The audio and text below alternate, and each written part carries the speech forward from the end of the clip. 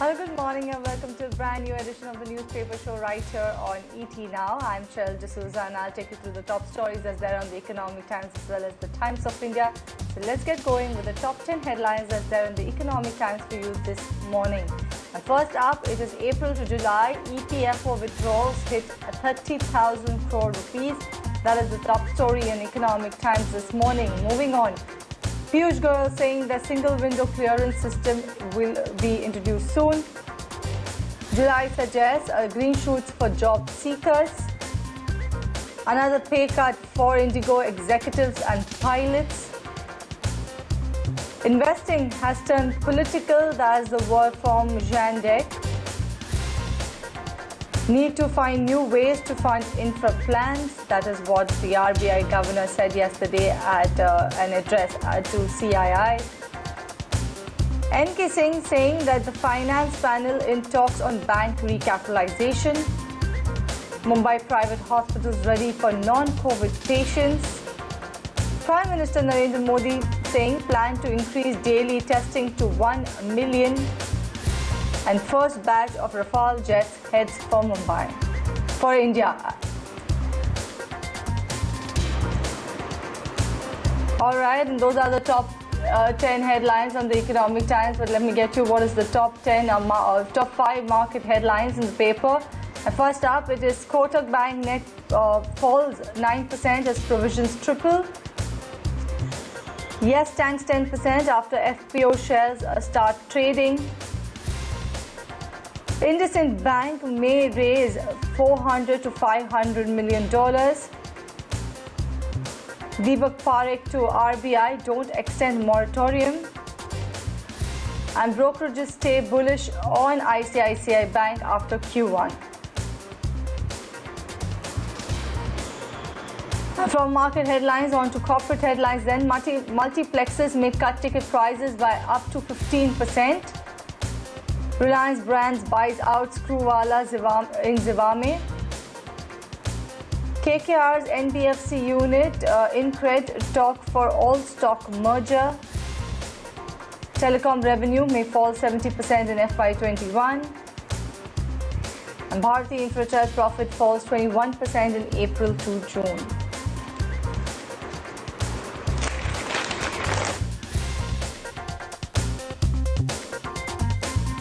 All right, and those are the top headlines that's there in the paper for you this morning. But let me take you to the top story that's there in the Economic Times this morning. And here you go.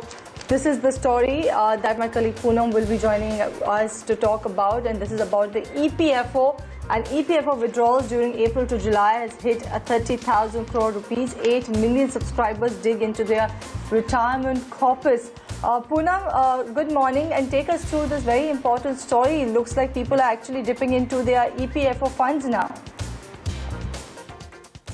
Cheryl, that is very true. In fact, it seems that from the story, a lot of people have required money, and there has been a good amount of withdrawals, close to around 30,000 crore rupees, Cheryl, has been withdrawn during April to July period from the EPFO, and this is by nearly around 8 million or nearly around 80 lakh subscribers.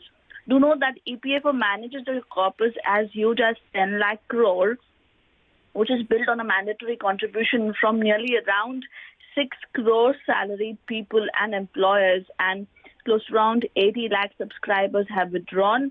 The article also speaks that we are seeing the withdrawal is fairly unusual, and the pandemic hit job losses, salary cuts, medical expenses are explaining the substantial increase.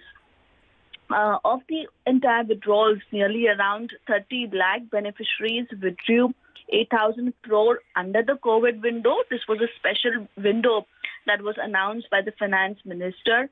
And while the rest of the 22,000 crore was a general withdrawal by 50 lakh EPO subscribers as a medical advance. In fact, there are expectations that we would also possibly see more withdrawals coming in. Numbers are likely to touch as much as 10 million soon.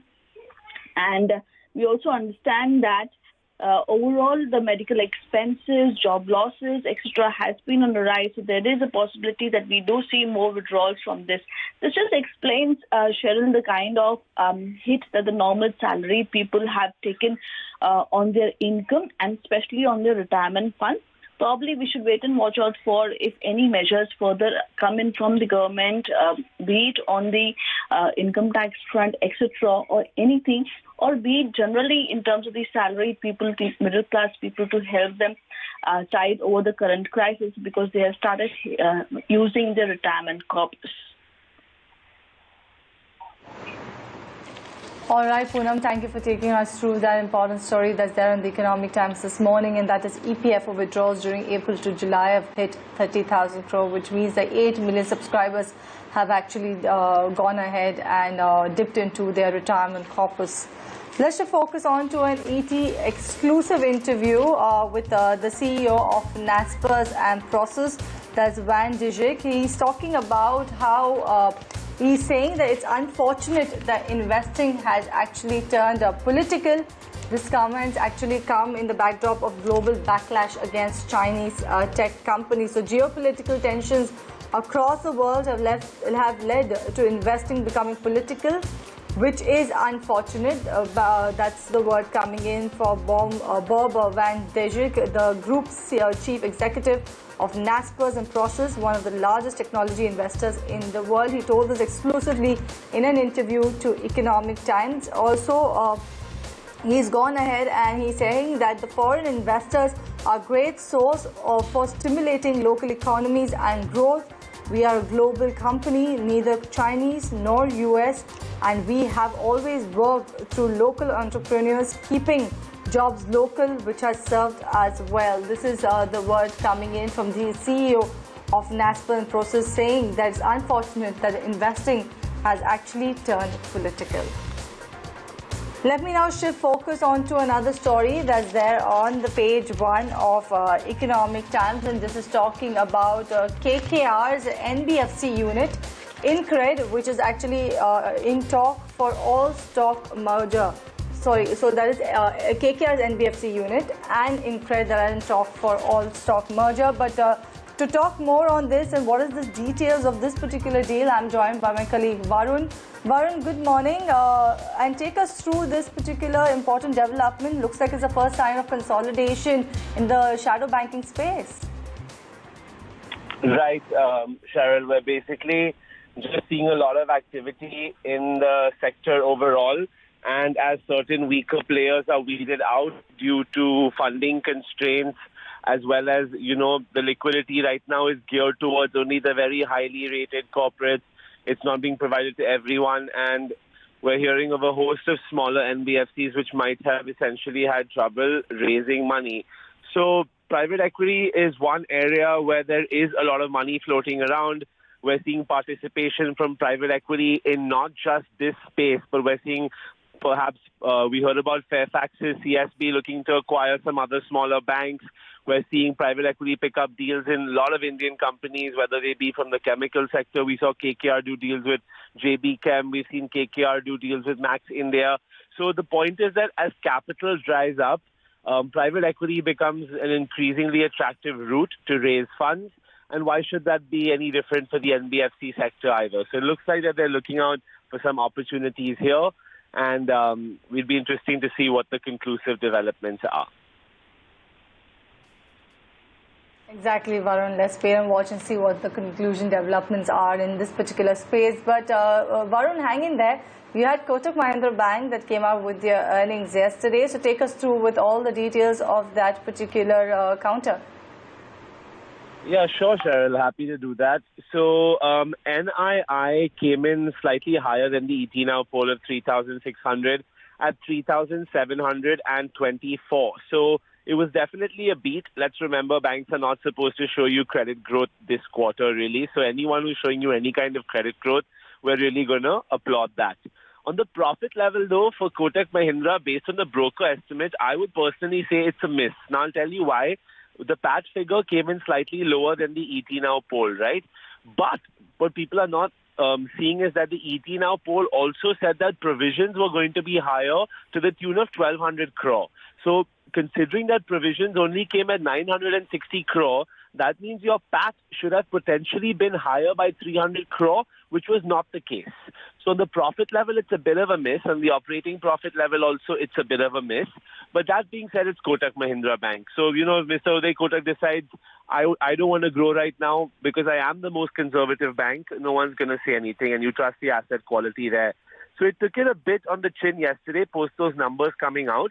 But look at the moratorium figure of just 9%. So clearly it's in the same category as HDFC Axis, not like ICICI, which has a 17%.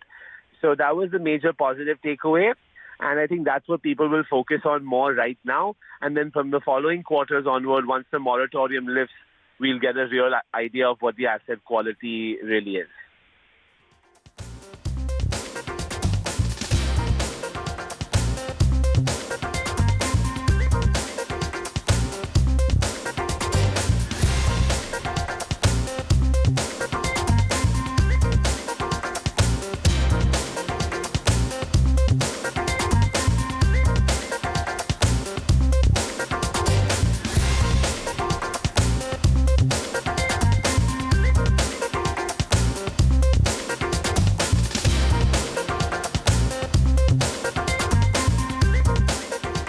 Right, now let's shift focus from earnings on to what the Prime Minister had to say. The story is there on the page 3 of Economic Times, and Prime Minister Narendra Modi on Monday actually said that efforts are on to increase daily testing in the country to 10 lakh while emphasizing the need to ramp up testing to ensure that the fight against COVID-19 doesn't get weakened in the villages. He said that we have 1,300 labs operational and we are conducting 5 lakh daily tests. The Prime Minister also said the efforts are on to increase this to 10 lakh tests daily. Prime Minister also said that Indian scientists were working fast on the coronavirus vaccine and asked the chief ministers to ensure that corona warriors do not suffer from fatigue and that retired and new medical professionals join the health system.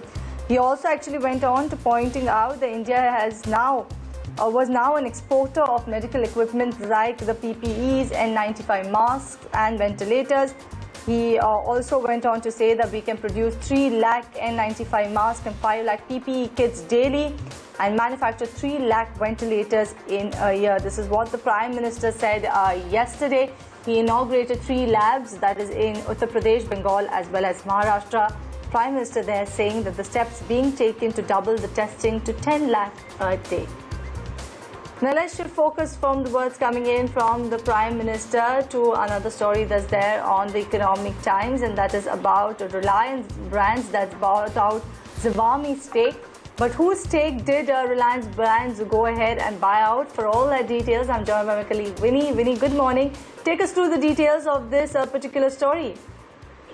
Good morning, Cheryl. So, Reliance Brand bought out Ronnie Screwwala's owned Unilaser Ventures stake. Now, Ronnie Screwwala's company Unilaser owned around 15% stake in the company, and last week he did say that they have completely exited the stake last week. So that is very interesting because now Reliance Brand is, making their mark in the retail space as well, and, becoming a multi-shopping and buying option for customers.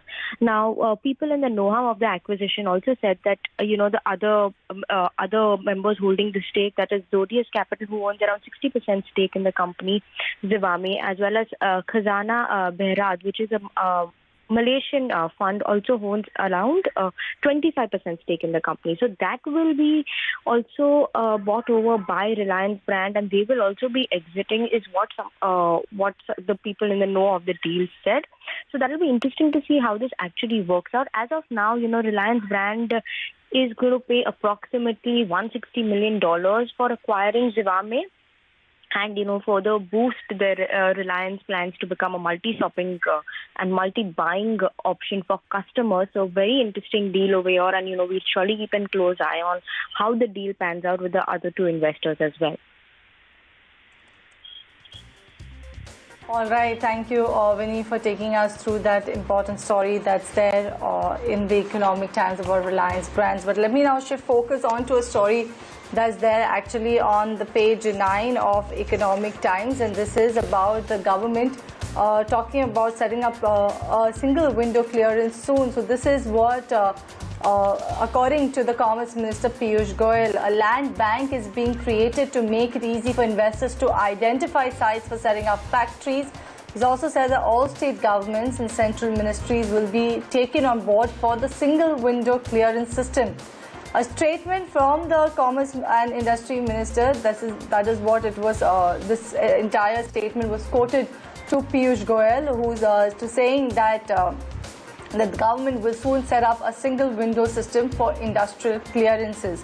Also, he said that 6 states have already agreed to help create the land bank, which will enable potential investors identify and finalize the location of their industrial units without having to make frequent visits to the offices of the land owning agency. So there you go.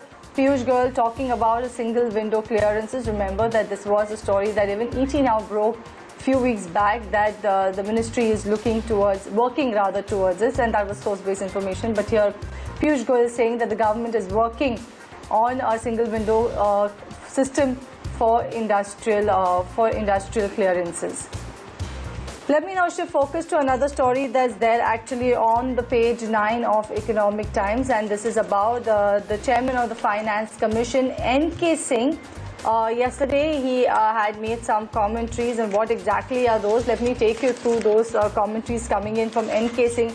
He's saying that the bank recapitalization are not panacea, deeper reforms are needed. The 15th Finance Commission to decide on requirements of banking sector for the next 5 years. This is what K Singh, who is the chairman of Finance Commission, is saying. The government is in discussion with the 15th Finance Commission on the issue of bank recapitalization and will decide on the requirements of the sector for a 5-year period. Also, he said that India will see a sharp V-shaped recovery in the 3rd and the 4th quarter of this financial year, but the GDP growth for the fiscal will be in the negative territory as the lockdown forced by COVID-19 led to serious demand and supply dislocations. This is what he had to say. Also, he went on to say that the Finance Commission is having a separate presentation by the Banking Secretary, and we are in consultation with banks on the need of the banking recapitalization for the next 5 years or so. This is what he actually spoke in a virtual conference yesterday. So that's the word coming in from K Singh, who is the chairman of the Finance Commission. All right, let's shift focus now to the aviation space, and looks like Indigo is gone ahead with deeper salary cuts, but who will it actually impact in Indigo? My colleague Karishma is here with all the details. Karishma, good morning and take it away. Well, the major highlight has to be the fact that this is second such announcement that's coming in from Indigo, and just about a week back Indigo had announced about 10% layoffs, and now in an internal letter to its senior executives it's announced of salary cuts that need to be taken in order to work on certain cost saving measures for better revenues. In fact, the CEO, who's Ronojoy Datta of Indigo, has written an internal letter asking for pay cuts among the senior executives, which ranges from 25 to 30% pay cut for CEO, from 15 to 25% for senior vice president, and about 15% pay cut for associate vice president.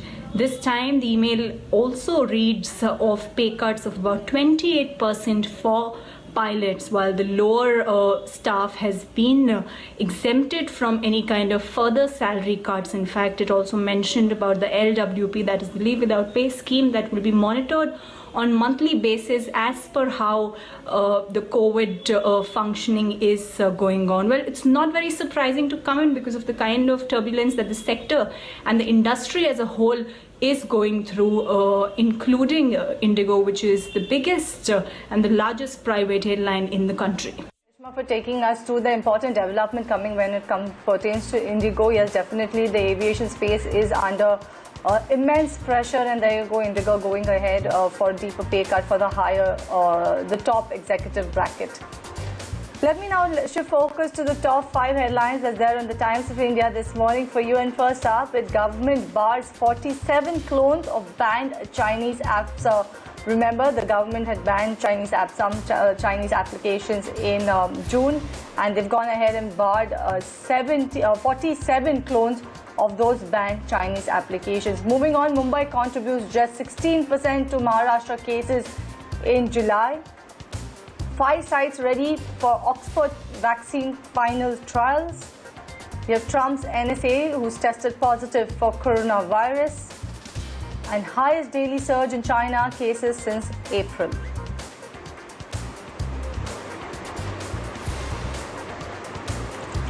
All right, and with that, it's a wrap in this edition of the newspaper show. Thank you for watching.